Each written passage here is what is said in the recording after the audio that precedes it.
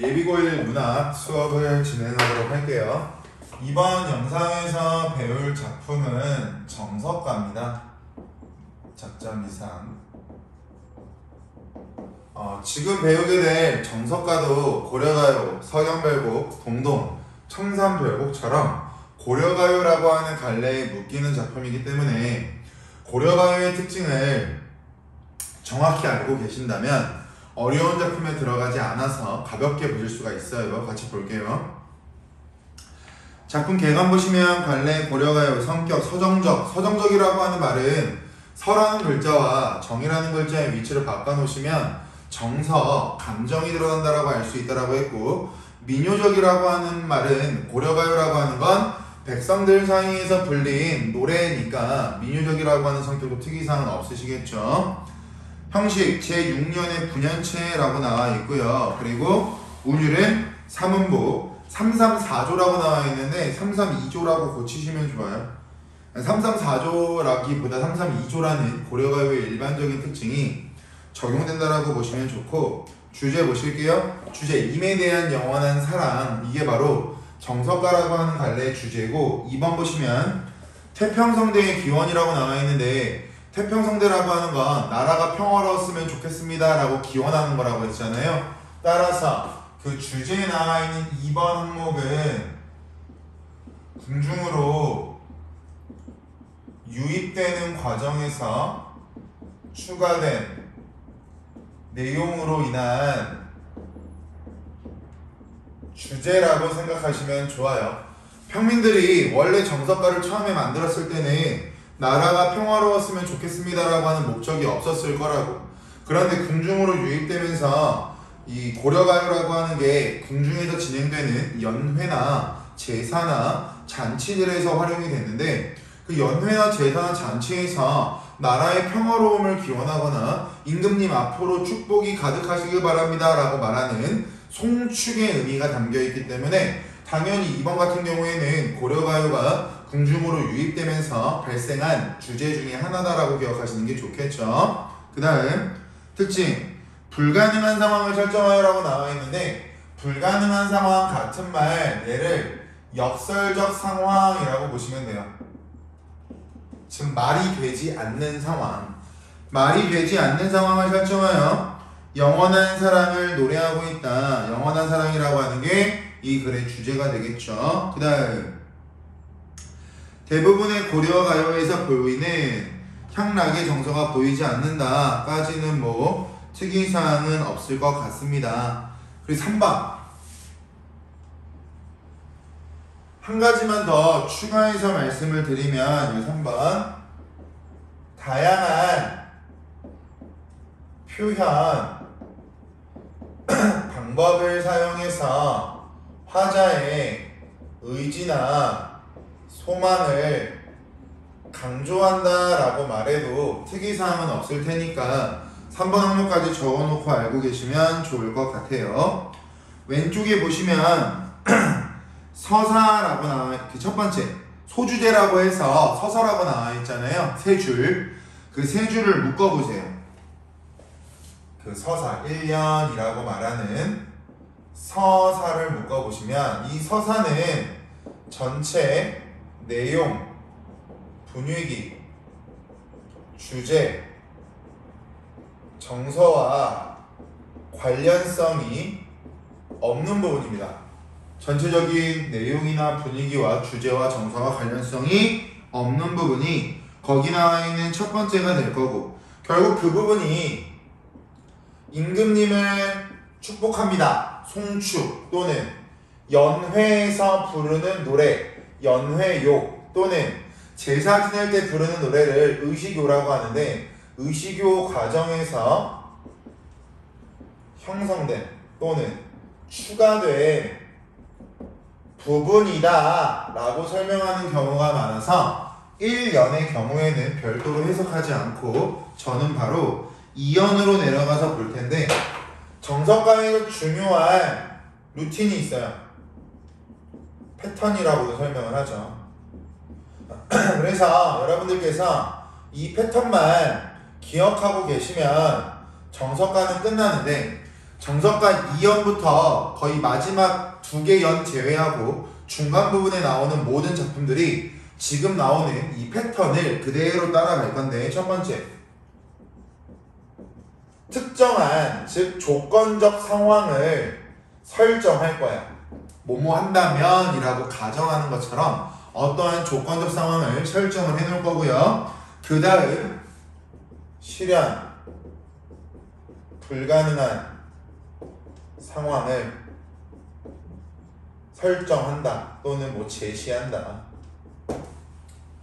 그러고 나서 항상 마지막 부분에 뭐가 나오냐면, 고려가요에 일반적으로 연구분하는 후렴구가 나오는데, 얘들아, 정석가의 후렴구는 조금 독특해요. 어떤 게 독특하냐면, 고려가요라고 하는 건 후렴구가 작품의 전체적인 내용과 연관성이 없다라고 했잖아요. 근데 여기 나와 있는 후렴구는 반어적 표현을 바탕으로 임과 헤어지기 싫은 화자의 소망 또는 의지를 표현합니다. 그래서 일반적으로 나오는 일반적인 고려 가요의 후렴구와 기능 또는 역할이 달라요.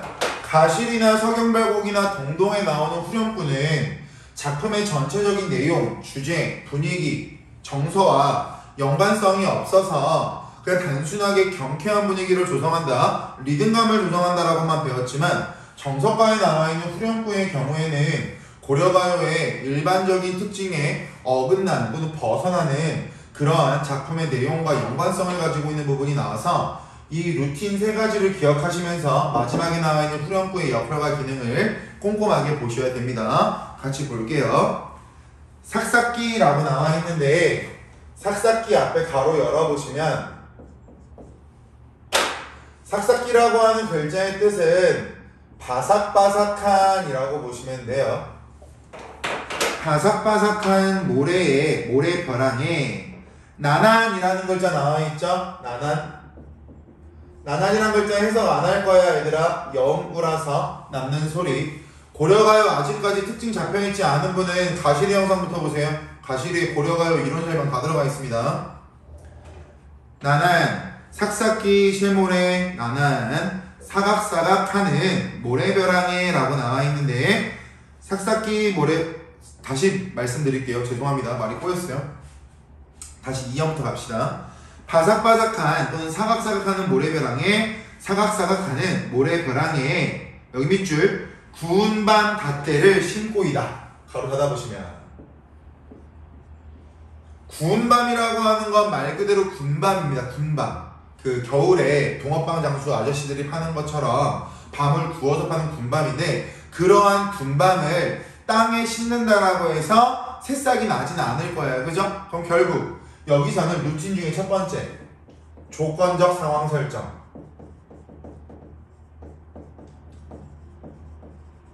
그리고 바삭바삭하다라고 하는 건 건조한 토양이 될 텐데, 만약 군밤에서 싹이 난다라고 가정한다면 굉장히 수분이 많아야 될 거예요. 수분도 없고 밤도 구운 밤이니까, 뒤에 문장 볼게요. 여기 그 밤이라고 나와 있는데 그 밤 앞에 바로 열어보실까요? 여기서 말하는 그 밤이라고 하는 건 앞에 나와 있는 군밤이 될 거야. 구운 밤.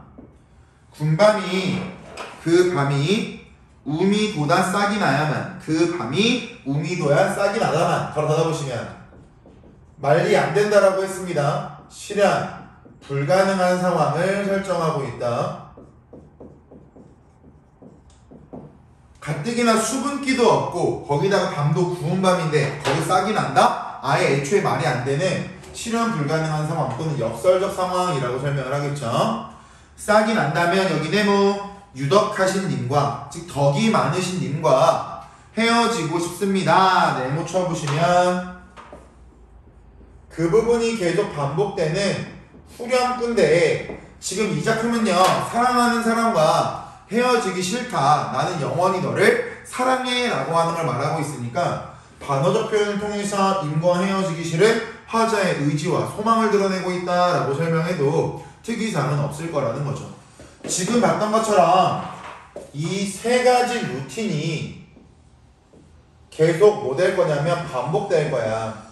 그래서 이 루틴이 어디에 어떻게 나오는지만 여러분들께서 정확히 알고 계시면 크게 어렵진 않으실 거라는 거죠. 아래 갈게요. 옥으로라고 나와 있으니까 옥 앞에 가로 여셔야죠. 조건적 상황이 먼저 나올 테니까 옥으로 연꽃을 새깁니다. 옥으로 연꽃을 새깁니다. 가로 닫아보시면 조건적 상황을 설정하고 있다. 아니다. 가로 더 해야 된다 얘들아. 여기까지. 그 바위 위에 접을 붙입니다까지. 접을 붙입니다까지 조건적 상황 설정. 그 꽃이 그라고 하는 글자 앞에 가로 열어보시면 여기 뭐가 나올까? 그러면 실현 불가능한 상황을 뭐한다? 설정한다가 나올 거야. 그 꽃이 새 묶음이 피어야만 가로 닫아보시면 여기까지가 실현 불가능한 상황이 되겠죠. 마지막 네모 덕이 많으신 님과 헤어지겠습니다. 마찬가지 뭐가 나온다? 후렴구가 나온다. 똑같은 패턴이 계속 반복되고 있습니다. 또 볼게요. 그리고 여기서 왜 말이 안 되냐면 옥이라고 하는 게 그 보석류 중에 하나인데 옥을 가지고 조각칼 같은 걸로 긁어서 꽃을 만들었다고 가정을 해보자고. 그 꽃이 생물이라고 볼 수 없고 결국 그 꽃도 돌의 일종이니까 보석의 일종이니까 아무리 수분기가 많고 영양기가 많은 토양에다가 그걸 심어놓는다라고 해서 거기다 무언가가 자라날 수는 없겠죠. 그러니까 불가능하다. 그 다음 갈게요. 무쇠로 앞에 가로 열어야죠. 패턴 이제 반복되고 있으니까 어떤 루틴으로 제가 체킹하고 있는지가 보이실 겁니다. 조건적 상황을 설정하고 있다. 무쇠로 털릭을 말아 마름질해. 무쇠로 털릭을 마름질해 철사로 주름박습니다. 그럼 철사와 무쇠로 주름박은 이 옷은 굉장히 단단하겠네요. 근데 우리가 옷을 입다 보면 오래 입으면 옷에 구멍 나잖아요. 이 면 자체가 굉장히 얇아지고 헐어가지고. 그런데 무쇠로 만든 옷은 절대 헐 수가 없을 거야. 근데 아래 보세요. 그 옷이 앞에 가로 열어야죠. 그 옷이 다 허럿이야. 그 옷이 다 허럿이야. 바로 닫아보시면 실현 불가능한 상황을 설정하고 있다. 그랬더니 유덕하신 님과 헤어지겠습니다. 뭐가 나와? 후렴구가 나와요. 후렴구가 나와요. 무쇠로 이제 또 쇠로 무언가를 만든대. 앞에 가로 열어야죠. 무쇠로 소를 만들어다가 철수산 즉 쇠나무가 많은 산에다가 놓습니다. 조건적 상황을 설정하고 있다. 무쇠로 만든 소라고 하면 동상 같은 개념이라고 보시면 돼요. 소 동상을 만들어 놓고 나무에는 일반적으로 풀이 많은데 여기서 상황을 가정하고 있는 산의 형태는 쇠가 많은 산이랍니다. 쇠. 그러니까 생물체가 없겠죠. 나무도 없고 풀도 없어요. 그럼 동상 하나 그리고 쇠로 된 나무 하나 이렇게 있는 상황이 될 겁니다. 그 소가 쇠풀을 먹어야 가로 열고 가로 닫아 보시면 실현 불가능한 상황을 설정하고 있죠. 동상이 움직인다라고 하는 것도 말이 안 되고 혹여나 동상이 움직여서 음식물을 섭취할 수 있다라고 해도 쇠를 먹는 사람은 없을 거야. 그러니까 불가능한 상황이 되겠죠. 여기 네모 유덕하신 님을 여의아와지이다. 덕이 많으신 님과 헤어지겠습니다. 헤어지기 싫다라는 말이 되겠죠. 여기까지가 루틴이 적용되는 부분입니다. 그런데 그 아래 보시면 구슬이라고 나와 있는데 얘들아 이 중간에 뭘 적어야 되냐면 서경, 별곡과의 연관성. 서경, 별곡을 이미 배웠으니까 정석가를 적용해서 보시면 서경, 별곡이라고 하는 부분에서 정석가에 나오는 부분이랑 일치되는 부분이 있어요. 일치되는 부분. 그러면 오늘날에는 이렇게 똑같은 두 가지가 존재하면 표절시비라고 해서 싸움이 일어나지만 이 당시에는요, 뭐 표절식이나 이런 부분이 지적받지는 않았고 왜 서경별곡과 정석가에 동일한 부분이 존재하는가가 시험 문제에 자주 나오는 포인트니까 그 부분을 이 영상에서 여러분들이 정확히 짚고 계시면 좋을 것 같습니다. 첫 번째는 당시 유행하던 구절이 구전되던 과정에서 반영되었을 것이다. 즉 유행가처럼 불리던 게 고려가요니까 지금부터 볼 두 개의 연 자체가 당시에는 굉장히 많이 불렸던 거죠. 그래서 사람들이 입에서 입으로 전하는 구전이라고 하는 과정으로 고려가요가 전파되는데 그 전파하는 과정에서 사람들이 혼동이 있었을 것이다. 예를 들어서 이 부분은 정석가에만 있던 부분이라면 어떤 사람이 서경별곡을 부르다가 갑자기 이 부분이 떠올라서 그 서경별곡에다가 이 부분을 집어넣었다면 서경별곡과 정석가에 동일한 부분이 있다라고 하는 게 설명이 가능할 거라는 거죠. 두 번째, 궁중으로 유입되던 과정에서 개편됐을 것이다. 개편이라고 하는 건 개작이라고 하는 글자와 일맥상통하는 뜻이라고 보시면 돼요. 궁중으로 유입되면서 임금이 듣기 좋은 부분을 한 번 더 적었을 거야 라고 보는 경우도 있습니다. 그래서 서경별곡과 정석가가 왜 비슷한 부분이 존재하는가 생각하시면서 1번과 2번을 공부하셔야 되고 시어의 의미들은 서경별곡에서 봤던 거랑 똑같습니다. 볼게요. 구슬이라고 하는 건 1번 임에 대한 화자의 사랑이 될 거고 구슬은 사랑이다. 비유적 표현 중 은유법이 된다라고 하는 것도 앞에서 이미 배웠어요. 근데 이러한 구슬이 어디에 떨어진다라고 나오냐면 바위에 떨어진다라고 나오는데 이 바위에 떨어지면 구슬은 깨질 수 있으니까 장애물이나 고난이나 시련이 될 거고 얘도 마찬가지 비유적 표현 중 은유법이 된다. 특이장 없겠죠. 구슬이 바위에 떨어진들 구슬이 바위에 떨어진들 기니 뜬 여기서 말하는 기니라고 하는 건 끈인데요. 단순히 끈을 상징하는 게 아니라 임에 대한 화자의 믿음을 나타낼 거고 마찬가지 비유적 표현 중 은유법 똑같은 패턴 계속 반복 서경별곡이랑 똑같습니다. 밑줄 끊어지겠습니까? 끊어지겠습니까? 라고 물어보고 있지만 끊어지지 않는다라고 하는 서리적 표현 결국 화자의 믿음을 강조하기 위한 표현이 되겠죠. 지문회를 외우고 여신들 천년을 외롭게 살아간다고 하더라도 생각해봐. 사람이 천년을 살아가는 건 불가능하다라고 했죠. 과정법 천년을 외롭게 살아간다고 하더라도 그러면 가정법을 사용한 이유는요. 화자의 믿음을 강조하기 위해서 똑같이 천년을 외롭게 살아간다고 하더라도 신이 뜬 신이라고 하는 글자는 믿음입니다. 믿음이야 끊어지겠습니까? 믿음이 끊어지지 않을 거야 라고 하는 서리적 표현을 사용하면서 헤어지기 싫다라고 하는 화자의 의지를 강조하고 있다라고 보시면 되는데요. 지문회를부터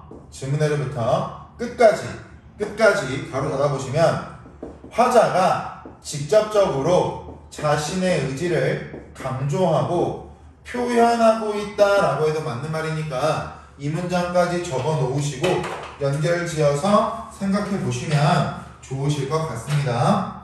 오늘 정석가 수업은 여기까지고 주말간 나머지 영상도 같이 올라갈 테니까 12월 16일, 17일 종합고사 반드시 잘 보셨으면 좋겠습니다.